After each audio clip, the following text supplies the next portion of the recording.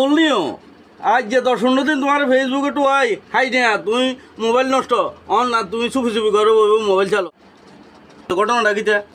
আরে মোবাইলটা সেটিং করতাম আইও শান্তি এলাম না, ঘুরিয়ে বসনো। আরে ভাই মোবাইল তো আসিল না ঠিকই, মোবাইল আজকে ঠিক করে আনছি, এখন সেটিং করতে। মোবাইল লইছো ঠিক আছে, কিন্তু সেটিং এর কথাটা আপনারা সহ করলে আমরা সহ করে দিলে সহজ হইতো। আরে ভাই শুধু আপনাকে 2 একজনের করলে হইব?